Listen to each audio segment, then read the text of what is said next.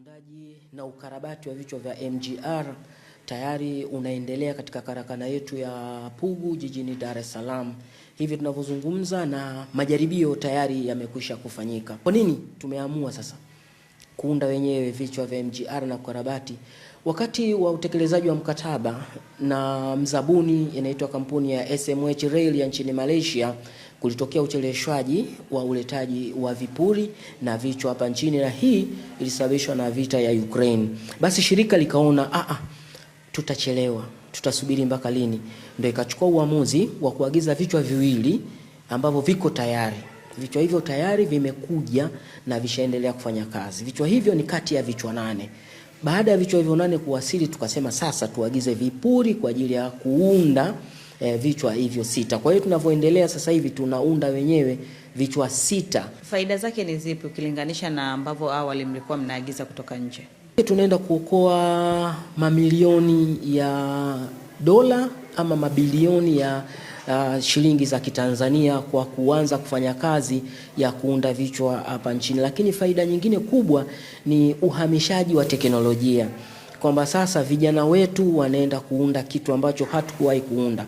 Na ninavyozungumza hivi zaidi ya vijana 30 wa Kitanzania ambao tulikuwa nao hawakuwa wameajiriwa, tayari wameajiriwa katika mradi huu. Miongoni mwa faida ambazo umezizungumzia ni pamoja na kuokoa hicho kiwango cha fedha.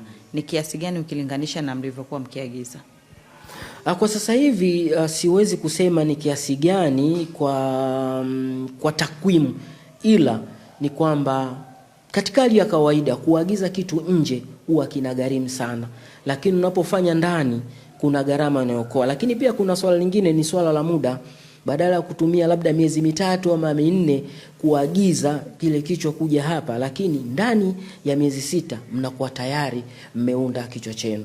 Na tuna plani kuunda vichwa angalau 60 kwa mwaka. Kuna SGR pia. Kwa sasa maendeleo yakoje kiujumla katika vipande ambavyo vimebaki kwenye ujenzi? Mkurugenzi wetu mkuu mhandisi Machibiashiwa aliwahakikishia Watanzania kwamba fedha zipo na mradi unaendelea, na mimi kwa niaba yake naendelea kuhakikishia Watanzania kwamba mradi wa SGR unaendelea vizuri sana. Miongoni mwa changamoto ambazo mlikuwa mkikabiliana nazo ni uwizi wa vifaa ambavyo vipo kwenye miundombinu ya reli.